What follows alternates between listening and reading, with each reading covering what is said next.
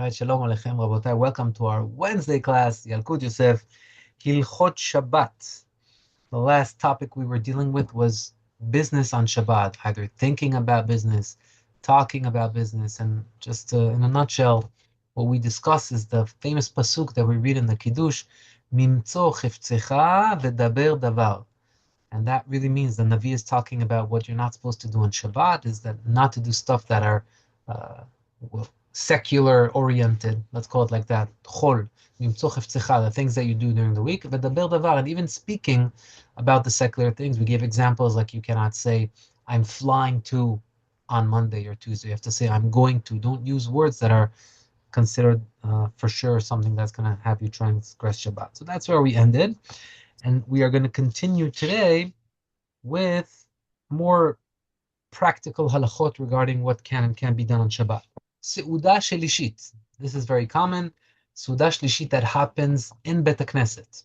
Okay, some places have a separate room, which is fantastic. That's the better way to do it. But some places just don't, so they can do it in the Bet Knesset. But now they want to pray Arvit, and they want to clear up the table. Can they clear the table before Tefillat Arvit of Motzei Shabbat? So first of all, what would be the problem? The problem would be preparation. You're not allowed to prepare from Shabbat to Chol.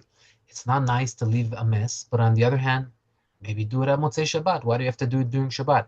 It's not serving you. You're allowed to clean up on Shabbat when it serves you, but if it doesn't serve you, why are you cleaning right now? So one could say, no, listen, it's where we're praying. It's not kavod to sit in such a mess, so we're cleaning up. So that's already considered serving you. So if that is the situation, you would be allowed to clean up. But if it's in a back room, and the guys are like, come on, guys, not nice. He's cleaning, I'm not cleaning. This happens. People feel bad. They see one guy removing some plates, they start moving plates. But it's still Shabbat. You're doing stuff. It's very nice of you to help. But what you're doing is you are cleaning up for Motzei Shabbat. So it's a problem. It's considered hachana, Baruch haba Jani. It's considered hachana mi Shabbat lichol, a preparation from Shabbat to a secular day, which is forbidden. So what would be the solution? Either the Gabbai gets up and says, everybody, Motzei Shabbat, come back to this room, we'll help everybody clean up quickly. But if it's hard or it's not realistic, at least say the words, Baruch HaMavdil ben Kodesh lechol. Once you said that, you already took out Shabbat. Usually when you start Avit, already, at least according to some opinions, Shabbat is already over. So at least if you're already going to clean up, finish Shabbat. But if you're still in Shabbat and you're preparing to Motzei Shabbat, that would be a problem. All right. Now we are jumping to Siman Shin Zayin, Siman 307. What am I allowed to tell a goy to do on Shabbat, and what am I not allowed to goy? Actually, I always get excited when we talk about what we can tell goyim and what we can't tell goyim, because when I had the schut of meeting the chief rabbi of Israel and telling him that we are learning from his book, Yalkut Yosef, it's a group from the States, and remember the video I sent to everybody about him giving us a bracha. So he said, try to focus on the halachot of what you can and can't tell a goy on Shabbat, because for people that live outside of Israel, it's very common. For us in Eretz Yisrael, how many people have goyim around them? But in America, it's much more important, much more relevant. So what can I tell a goy? Actually, the dry halacha is everything that I cannot tell a Jew to do, I cannot tell a goy to do. So where would be the difference? So if you remember, we learned in the past a couple of differences. In the past, we learned that if it's isur derabanan, right, which means it's not a transgression from the Torah, but either from Chachamim. Since you tell a goy to do it, that's also considered a level of Chachamim. So now we already have two levels of Chachamim. The goy is doing a isur that is not from the Torah; it's only from Chachamim, and telling the goy is a isur from Chachamim. So we had a tell on top of a isur derabanan. It's called tre derabanan, two derabanans. When are we allowed to do that? If it's for a big mitzvah, if it's for a large amount of people, b'makom tzorech gadol, if it's for a big need. So we learned that there are certain cases where you could use that. He's talking now about when am I allowed to hint to a goy. We see sometimes we hint the goy, turn on the light, don't turn on the light. Is that a problem? So he says there is a situation where you would be allowed to hint to a goy to turn on the light. But when is that? He said that is not when the light turned off and now your house is pitch black, right? Because when would you be allowed to? When there's already light in the room, but it's not enough. You would like to have more light in the room. Then you would be allowed to hint to the goy and tell him, hey, it feels a little bit dark over here, and he turned on the light. Because really, you already had enough light to get by. You just wanted more light. So that's an example that he gives where you would be allowed to hint. By the way, I said unless it's pitch black. If it does become pitch black and you have little kids that are now scared, we also learn that children are considered chole. So for a chole shen bo sakana, if he has some sort of fear, then of course you would tell the goys. Okay? But I'm saying, let's say there are no kids or no one is scared at the time and the lights are out, you cannot tell him. Only when there's a little light, you could hint for him to add to turn on the light. What happens? This happened to me last time I was in New York. I forgot my Gemara in the car. I wanted to learn Gemara on Shabbat. Can I tell a goy to open the car and take out the Gemara, or can I not? What would be the halachas like this? So let's elaborate. If someone were to open the door, a light would turn on. So that may be a problem, right? Because a light, it may be from Chachamim, it may be from Torah, it depends. If it's a LED light, the new lights, then they're really, most opinions hold that they are Isul from Chachamim. But the old lights, an older car, would be a Isul Torah, the lights called Nurot Libun, the older lights. So says Yalkut Yosef, since the light is going to turn on in a matter of psik resha. Anybody remember what psik resha means? Psik resha? Remember that term? Chopping off the head of the chicken. Remember when we said back in the day, someone wanted a little ball for his child, he would chop off the head of the chicken and let him play. You tell him, hey, you just killed an animal on Shabbat. You can't do that. And he says, I didn't mean to kill the animal. I just wanted to give my son a ball to play with. That's called psik resha, when it's going to happen for sure. So what if you don't care for it? It's going to happen for sure. It's a problem, especially if it's a Isul Torah to do psik resha. However, says the Yalkut Yosef, when it comes to a goy, there is no psik resha, which means that if I forgot the light on in the fridge, I'm allowed to tell the goy, go open the fridge for me. Oh, but the light is going to turn on. It's definitely going to turn on. But for a goy, we don't have that fear. For a Jew, we have that fear. We learned that there's a machloket between Sfaradim and Ashkenazim, whether if it's from the Rabbanan, if the light is a LED light, then the Sfaradim would be more lenient, but the Ashkenazim would be more strict. But when it comes to a goy, psik resha doesn't exist. So if I need something from the car, and if he opens the car, he'll be turning on a light, doesn't matter. That's not a problem, right? I can't tell him to turn on the engine. That's a different story.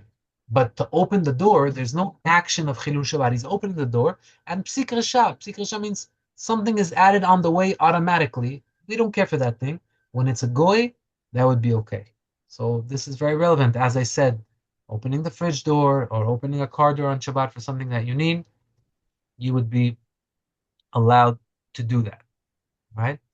Another thing, if we're already speaking about opening a fridge door, a situation happened where you forgot to put the fridge on Shabbat mode and you open the door and now you say, oh my God, the light is on. What do you do now?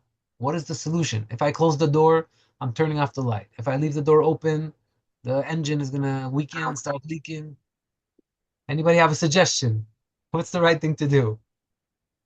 So, the Yalkut Yosef says that you can tell a goy to come and turn off the light on Shabbat. Why? Try to apply the logic that we learned. Why can I tell the goy to turn off the light on Shabbat of the fridge? It's probably an LED light. That's why. Okay, you're making a point, meaning you're saying it's only a Isur de Rabbanan. Correct. So generally, any turn off, not just of a light, of a TV, of a AC, turning off is always a Isur from Chachamim. Unless you're turning off a fire to use the coals. That's the only case where you're turning off, hey, Baruch Habanik. When you're turning off to use the coals, then you're not really turning off. You want to create something. You want to create the coals. That's a case of a Isur from the Torah. But all the other turn-offs are always the Rabbanan. So you're right. So if I tell the goy to turn off, telling the goy is a Isur from Chachamim. Turning off is a Isur from Chachamim. So two Chachamim. But what's the reasoning? We still need two Isurei de Rabbanan. And the reasoning is food for Shabbat. I need to eat on Shabbat, right? I need to use the fridge. So it's going to be tzar for me. I'm going to feel bad. I'm not going to have pleasure on Shabbat if the fridge is going to be taken away from me. I could tell a goy to turn off the light. Not just to open the fridge door and close for me. If I could tell him, come, dismantle the light, turn off whatever he does, that would be okay. What happens if your toilet paper is not pre-cut, or you don't have tissues. Are you allowed to tear toilet paper? So, first of all, we're talking about likatchila, which means if someone is already stuck in a bathroom and it needs toilet paper and it's not cut, because of the kavod of the beriot, because that Hashem has mercy on his creations, you're not going to tell the guy, don't rip toilet paper on Shabbat. He needs it. So even though he's tearing, we would allow him to tear, but they say tear b'shinui. Grab the toilet paper with your lips and go and tear it, or with your elbow. Make a little bit of a change to show that you're not really tearing, because a usual tear, let's say I'm opening a bag of food, I'm tearing it, I'm throwing the bag away. There's no question that that's allowed. Tearing toilet paper is I'm tearing in order to use. So it's a tear that has some sort of positivity for me, may be forbidden, but because of the honor of the beriot, that Hashem has mercy on his creations, if you're already stuck and you don't have, then okay, you don't have to, stay in the situation that you are. You would be allowed to tear b'shinui, with making a change. But he says you can also ask a goy. Let's say you have guests and you forgot to cut toilet paper on Shabbat, and you want them to have that option in the bathroom. Then you could tell the goy to cut as well, right? Or again, you can cut b'shinui in a different matter. All right. Now, an important halacha regarding someone that is sick. There's a term in Sorry, halacha. Dave, can I ask you something? I learned that when you want to cut like a paper towel, you shouldn't do it on the line of it, but Okay, so let's differentiate. Cutting toilet paper, the only reasoning why we would allow to cut toilet paper on Shabbat is because someone is in the bathroom. It's called kvod haberiot, the honor of Hashem's creations. But cutting paper towel is not allowed. As Jews, we cannot cut paper towels. On the line would be much more severe. Some say it would be considered a Isur Torah, because you're mechatech, you have importance to where you're cutting it. But even if it's just a tear in order to clean up something, you have to do it through a goy. If you notice in the Bet Knesset, when we need something to be cleaned up, the goy does it. A Jew cannot tear a paper towel on the line or not on the line.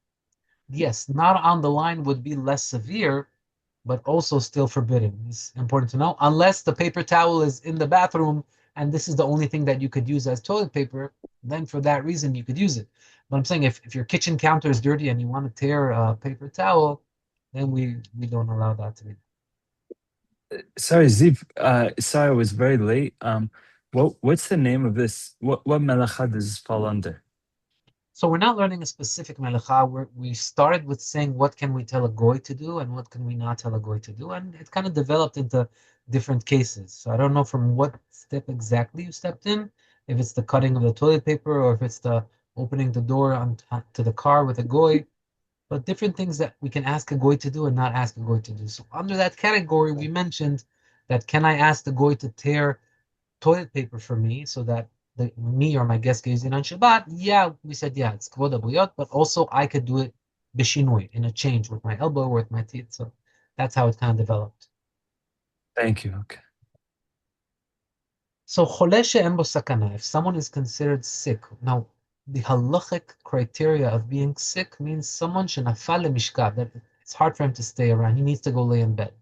Not, God forbid, in a life-threatening situation. Once there's a life-threatening situation or even a doubt of life-threatening situation, there are no questions. No questions at all. Do whatever you can, even for a doubt. But if no one thinks that there's a life-threatening situation, it's just he's sick and he needs to lay down in bed. That is called chole, a sick person, she'en bo sakana. What are we allowed to do for a chole she'en bo sakana? So a goy can do anything for him. You could tell a goy even to turn on a fire for him, to do melachot deoraita, to drive a car for him. A goy can do everything for chole she'en bo sakana. Right? By the way, he mentions that a yoledet, a lady that gave birth, even if she feels amazing, for the first 30 days of giving birth, she is under that category, which means even if she is the most charedi, wears hat, doesn't even show one of her hair, whatever it is, if she gave birth after 30 days and she feels like a tiger, she's allowed to tell a goy to do whatever she wants for her on Shabbat. Why? She is under the category of chole she'en bo sakana. And what's more interesting is that once the goy does something for that chole, for example, that lady that gave birth, she's cold. So she says to the goy, please turn on the heater. Am I allowed to enjoy that heater that he turned on for her? She's the chola, Baruch Hashem, I'm healthy. Can I enjoy it? The answer is yes. Once the chola did it, the goy did it in an allowed manner for her, then the healthy Jew would be allowed to enjoy it. But generally speaking, anytime a Jew is cold, Chachamim say you're allowed to tell a goy to turn on the heat for you. Chachamim were very concerned about cold. There's a saying in the Gemara, Akol cholim etzel hatzina. Everybody can get sick from cold weather. From heat, we're not as lenient, but when it comes to cold, there's a fear of sickness, and therefore, if you're suffering, then you would be allowed to tell a goy to do it. Why is this a chidush? Anytime I'm suffering, I could tell a goy to do melacha de rabbanan. But the answer is, turning on a fire is a melacha de oraita. I'll be even allowed to tell a goy to do a melacha de oraita if I'm concerned of my cold, because cold is a difficult situation. All right. Now, what happens now? Goy that did a melacha for a Jew. The goy, trying to think of an example. Let's say he cooked something for me. He thought I'm his boss. He thought I'm hungry. He went and made an omelet for me during Shabbat. Obviously, during Shabbat, I cannot enjoy this. The question is, on Motzei Shabbat, can I eat it? What do you think? So surprisingly, I would say yes. yeah, you're allowed to eat it. You're allowed to eat it, but there's something that you have to do in order to make it glatt kosher, which is what? You have to wait the amount of time that it would have taken him to make it for you on Motzei Shabbat. Now, that's a bad example because really we have a problem with goy cooking for us, bishul yehudi. So I'm not even getting to that. But let's say he did something for me that everybody agrees that, it's okay. There's a machloket regarding if it's enough for me to just turn on the fire for the goy, then he could cook for me, or do I actually have to take an active part of his cooking? So I'm not getting into that. But theoretically, he made something for me. He built a car for me on Shabbat. Okay, Motzei Shabbatim. Can I use the car? The answer is I will have to wait. It takes him 3 hours to build this car. I'll have to wait 3 hours, and after 3 hours, I could use the car. It's called, the term is bichdei sheyasu. You have to wait the amount of time that it would have taken him to do it. Bichdei sheyasu. But if a Jew did the same thing for me, I can enjoy it during Shabbat. But on Motzei Shabbat, I would be allowed to enjoy it right away. I wouldn't have to wait. Why? Why with a goy do you tell someone, wait the 3 hours? But if a Jew, I would think it's more severe. I say, you don't even have to wait. If he did it, Motzei Shabbat, I can enjoy it right away. Anybody have an idea? What's the logic behind this? That we're more lenient with a Jew that did a Chilul Shabbat for me than with a goy? What would be the logic? So the logic is that if the goy is doing it for me, and I'm gonna right away after Shabbat be allowed to enjoy it, then there is a fear that next Shabbat I'll come and tell the goy to do it again, and that's it. Right after Shabbat I'll be ready to go. So they tell me, no. You'll have to wait. You have to wait the 3 hours. There's no point of telling him on Shabbat. But with a Jew, no one thinks that this is going to become your habit to tell another Jew to cook, to build stuff for you on Shabbat. No one thinks that you're going to do that. There's no fear that you're going to come and tell another Jew to do that, and therefore we don't penalty you on Motzei Shabbat to wait those 3 hours. But when it's a goy, there is a fear because people take it lightly. He's a goy. I can tell him. It's not a problem. If I don't have to wait on Motzei Shabbat, let me tell him now. Motzei Shabbat, I'll use it right away. They put a restriction upon us. But with a Jew, there's no restriction because there's no fear that next Shabbat I'm just going to tell him myself to do. No one's going to tell another Jew to do Chilul Shabbat for him. Right.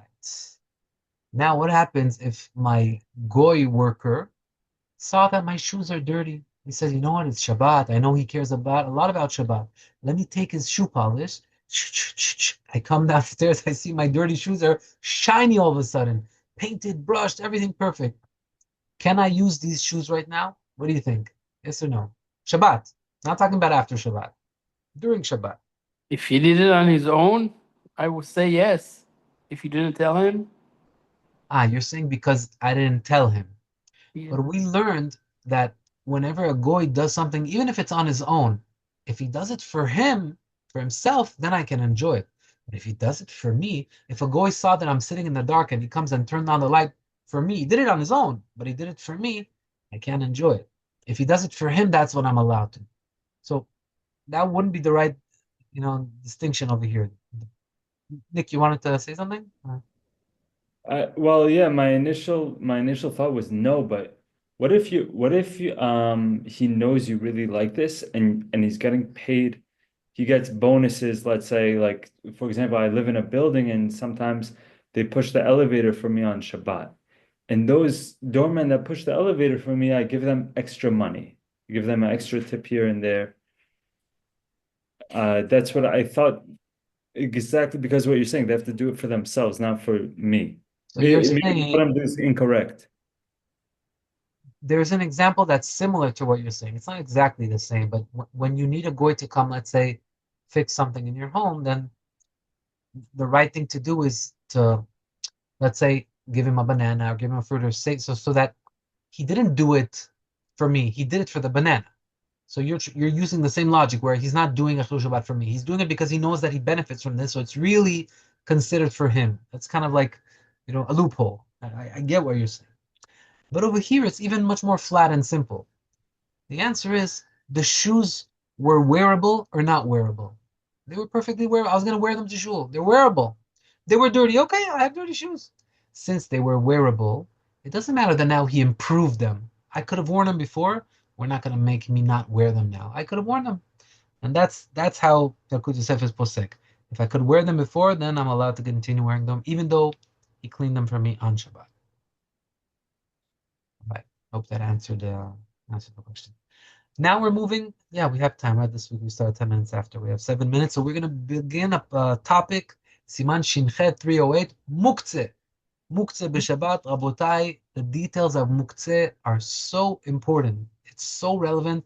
And I think perhaps out of all the halachot of Shabbat, if a person understands the halachot of Muktzeh, he's the most in control of the halachot Shabbat. Because there are different types of muktzeh. And once you learn these halachot, you start thinking anything that you come across on Shabbat. Wait, what type of muktzeh is this? Is this type or is it that type? With this type, I'm only allowed to do this. But with that, your mind starts to become a computer on what am I allowed to, what am I not? It sharpens you. So I'm very excited to get into the halachot of muktzeh. But first of all, the literal translation. What does muktzeh even mean? So muktzeh in Hebrew comes from the word katzeh, the edge, the tip, which means it's in the katzeh, it's in the edge of my mind. I'm not even thinking about it. Muktzeh, something that I cannot touch on Shabbat, is because it wasn't in my mindset that I could use it. For example, is someone thinking that he's going to use a car on Shabbat? No, because I have to turn on the engine, so the car is muktzeh. It's out of my mind. I'm not thinking about it. A rock. I'm walking in the woods and there's a rock on the floor.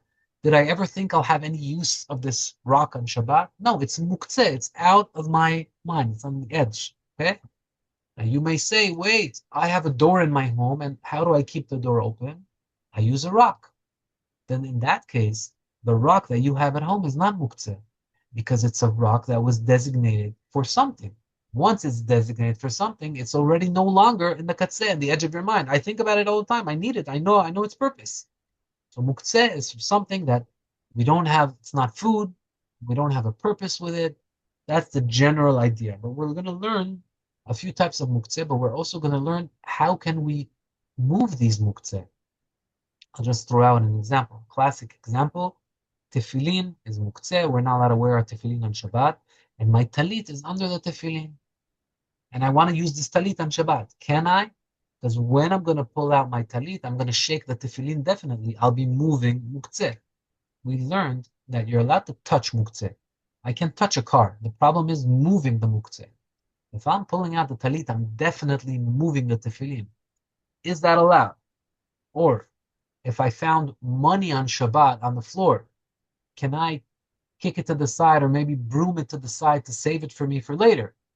Money is muktzeh, right? That's something that I didn't have in mind to use. We'll learn what type of muktzeh all of these things are, but generally, so these are the topics that we're going to deal with. So to solve this problem, there are two ways. There's moving it with your body part, which means with your leg, for example. Any muktzeh that you give me, any muktzeh, I'll always be allowed to move it with my leg. It's called tiltul begufo. Even if it's a muktzeh that is more strict, there are a few types of muktzeh, we'll get to it, Bezrat Hashem. With my leg, I'll be allowed to use it. So if I found money on the floor and I want to save it for Motzei Shabbat, I don't want anyone to see it, I'm allowed to kick it to the side and hide it under the sand. But what about using something else to move it? For example, using a tray to lifting something, or using a broom to push something away. You're not always able to use your leg or your body part or your elbow. Sometimes you need to carry it in a certain manner or push it with a broom with something else. So with that, there's a little bit more strictness. Maybe not everybody will agree, but that's the halakha. That regarding pushing it around with a broom, let's say, you are allowed to move it, but only when the purpose is for the thing that you need. What am I talking about? For example, the talit with the tefillin case. What do I need? Do I need the talit or I need the tefillin? I need the talit. So what I really need is the thing that is allowed. Since I want the thing that is allowed, I'm allowed to create a movement of the thing that is not allowed, b'shinoi, with a change through a broom or by pulling it's going to move. I'm not directly touching it. Once I'm not directly touching it, it's considered that it's being done in a change. I'll only be allowed to do that if I don't want that item, right? But if I want my tefillin and I want to put it in a closet, so I'm lifting the talit in order to take the tefillin and put them in the closet. What are you doing? Yeah, you didn't touch the tefillin, you touched the talit, but your purpose was the tefillin. You wanted to move the tefillin. No. With that, we don't allow. We would only theoretically allow with a body part, with a leg. But of course, tefillin, that's another example where you're not going to kick around tefillin, right? So you need to be, it's thin. It's thin changes between the both, but one is moving it in a change and one is moving it in a body part. Once you move it with a body part, it's much more lenient. Any type of muktzeh can be moved, even if I'm moving the thing that is forbidden, if I'm moving the money. Or if I have, let's say, raw chicken in the freezer. Raw chicken, I don't know if everybody knows, raw chicken on Shabbat is muktzeh, because you can't eat it. It's not edible. Some may say your animal may eat it. No. Generally speaking, the halakha is that since you're not really going to give a nice piece of chicken that is raw in your fridge that you bought for yourself to your animal, and therefore there's a machloket around it, but let's assume that raw chicken is forbidden. Now, if I want to move the raw chicken from one shelf to the other, because I like that organization, then the only way for me to move it is with my leg or with my elbow. But if I want something, the ice cream that is underneath that chicken, and when I'm going to pull out the ice cream, I'm going to be moving the chicken, that I could even do by pulling the ice cream and move in a change. Why? Because I'm moving the thing that I want. As a reaction, the thing that I don't want is going to move. You see the difference? This is a important thing. So these are two. Sorry. So I don't get it. Why using your body part is a lower level than using a stick or something? I honestly, I've been learning these halachot for a while, Baruch Hashem, and I don't necessarily understand the logic. But this is what Chachamim say. They say that tiltul begufo, whatever you move in your body parts, you would be allowed to move any type of muktzeh. But tiltul minatzad, tiltul b'shinui, a movement that is through a change, over there, it's just the halakha. You know what? Anybody that can hear Johnny's question, it's a beautiful question. As I said in the beginning, I don't necessarily know what the logic is. Meaning, no one ever broke this down to me in a way that I accepted. But I'm thinking out loud with you. If you're dragging it with a broom, or if you're moving it with your leg, what is more different? Moving something with my leg is more different. You've seen people move something with their broom. You've seen a guy pull a talit under a tefillin. But how many people have you seen lifting their leg or moving with their elbow? That looks very different. Maybe we just figured it out together. Maybe it looks more different in the eye to do it that way rather than move it through something else. Either way, that's the halakha.